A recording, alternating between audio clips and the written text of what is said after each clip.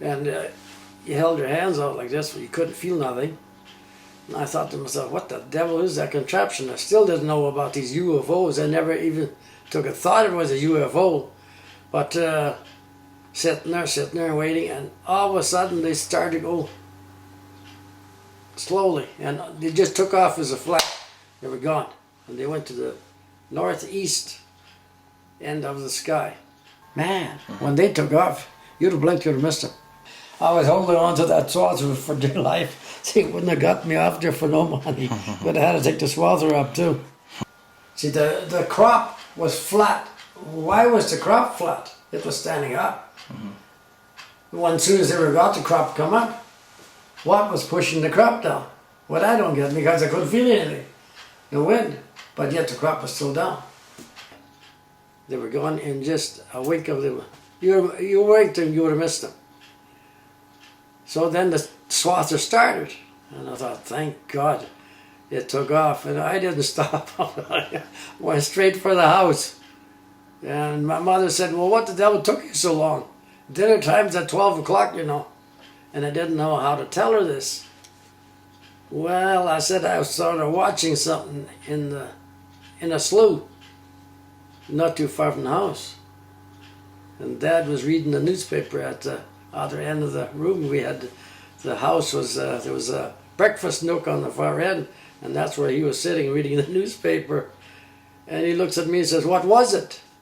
Well, you know, I sort of didn't want to tell him. I was sort of nervous, and then I told him.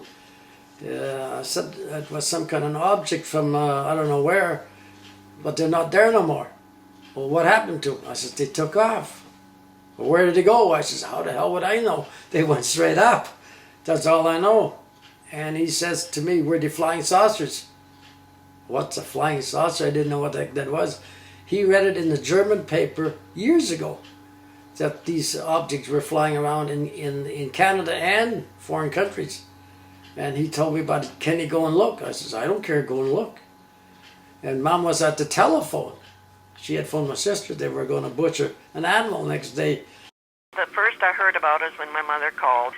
Ruth, something terrible happened. I says, what do you mean? Well, she says Edwin was home for lunch, and he didn't look very good, and he said he saw these circles in the, or these things. They were like flying saucers, and he showed with his hands, you know, how they were shaped and that. And he said there were 5 of them, and then of course my dad didn't believe him. He says, oh, come on. And he says, yes. And he couldn't eat his lunch. And so then, and then this is what my mother was telling me. And she didn't know what to say. And, well, I says, I don't know what you're talking about. You know, it just didn't make sense to me. She says he saw something out there, and he was really scared. I think it scared him half to death. And I says, well, what was it? And she says, I don't know. She says, if it was a plane, it wasn't a plane. I says, well, was it an airplane? Maybe. She said, no. And Ron Moyer happened to be over there at the house in town here.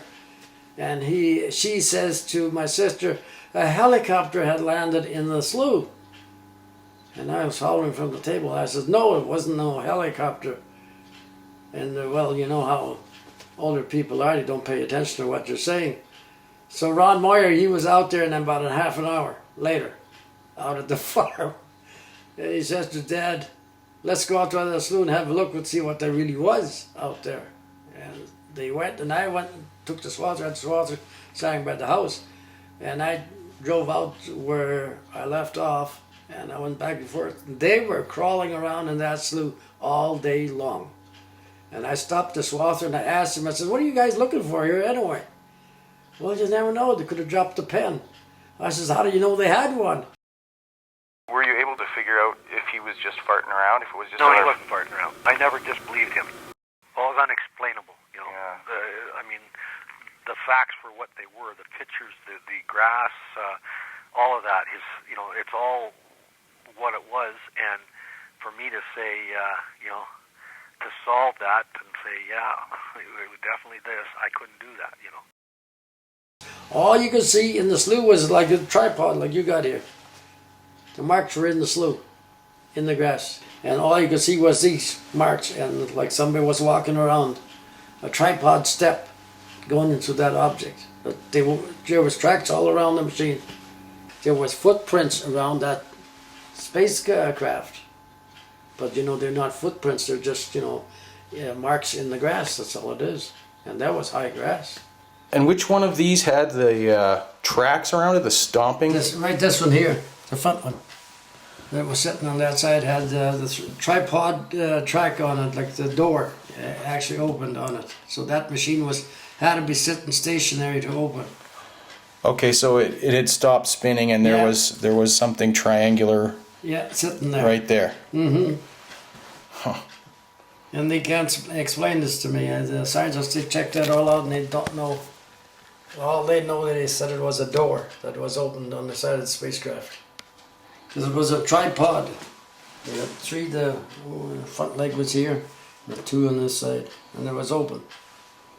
Those tripods sitting right there was open, so you could see there was something was out because the grass was bent down. And they walked around. Yeah. Just around here. Just around that front part. There was nowhere else. The grass was all standing up on that side. Just on this one side over here. There was about 30 feet across the middle. They were big, huge. Oh. And there was three of them sitting like they looked like one machine because they were bumped together so close. And I said, well, how did? Because I said to Ron Myers, what do you think that really was? Devil only knows, that's all he kept saying. I says, I don't know. I says, why are you saying a devil only knows? Well, he says, where were they from? I says, gosh, don't ask me. I didn't stop to ask him. I didn't even get close enough to him.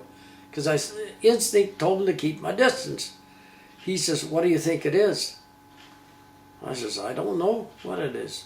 Why are you asking me this? I'm asking you. You're the cop. You're supposed to be investigating this. And he says, well, I can tell you what they were, but you won't believe me. Well, I says, I have to. I says, I'm the only guy that's seen them. You never seen them. I seen them live. You know, the machine was turning and everything. But they're not here now. But I says, you maybe watch them in the sky because they flew northeast. Whatever he saw was there, and they came from above and they left via the same route. He saw something. And I said to the RCMP, I says, you know, that in the northeast of the sky, there is red lights, red, orange, yellow, green, all kinds of colors of lights, and they're not sitting still, moving back and forth. He says, what do you think they are? I said, I don't know, I'm asking you that. You're the policeman. Well, he says, why are you asking me? I don't know that either. He says, I'm asking you what they are. I says, I haven't got a clue. And my dad told him, he says, they're unidentified flying objects. And this went on, you know, for maybe 5-10 minutes, and I had just told him, I says, I can't sit there and talk. I have to take off and swath this field, and I got to get it swathed by the day's over, and it was 190 acres there. And so I got that field swathed. Ron Moyer says, now what the devil are we going to do? He says, don't look at me. I can't do nothing. I says, well, isn't the RCMP supposed to do something? Fence this place off? How do you know it's not radioactive? Oh, he says, I never thought of that. And it was. We had a guy out from Winnipeg, Manitoba, was a Geiger counter. It was radioactive bad. It just, that machine just rattled when it went into the red. You should have seen the faces of some of those policemen, and they were walking around in those spots. Then those other cover RCMP from Regina came out with German Shepherd dogs. They would not go into those circles. They wouldn't go near. You couldn't get those dogs to go in that circle for no money. I had a little mongrel dog. He wouldn't go close to the slough. The cattle wouldn't go close to it. And people were walking around in there. What I don't get is how they knew the difference between the water and the land. They didn't land in the water, and the water was 2 feet from the edge of the slough. They didn't land in the crop. You tell me, how did they know the difference? See, the crop on the east side of the field wasn't sown right against the slough. There was a blank spot in between, and that's where the grass had grown up, and it was 4 feet high in there. And I said to a lot of guys, and I said, how the hell do they know the difference between water and land? No, you're up that high, you come down. How the hell do they know where to land? But I guess they did. It never landed in the water. Weren't even close to it. And I said that to the RCMP. Lots of guys would stand there and scratch their head. They didn't know what to answer. I said, well, they didn't land in the crop and they didn't land in the goddamn slough in the water.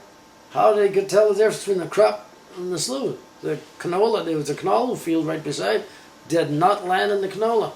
They were right beside it, but not in it. You lie in bed and you think about this. You close your eyes, you can see the whole thing in front of you. And it's, I don't know, it's branded into my fingers and all over. It's a lot of people says, well, how can you keep thinking about it? I says, once in a while you do. You sit down and you just think about it. How the hell did they get down here? And we're trying to get where they are. We'll never get there where they are. You can't plan an outing just to see these machines. You gotta end up seeing them by accident, like I did. Well, by accident. What do you mean by accident? Well, I was swathing here, and I come along, I was going to turn the swath around and end the field, and they're sitting there. They're sitting right in my path. How can I turn around? Is this all true? Well, I said, if it's a lie, I said, you can expect to see something else coming up if it's a lie. And they said, if it's a lie, you'll have to call the RCMP liars then. Oh, the RCMP is involved. I said, you better believe it. I said, there's not just me, there's United States.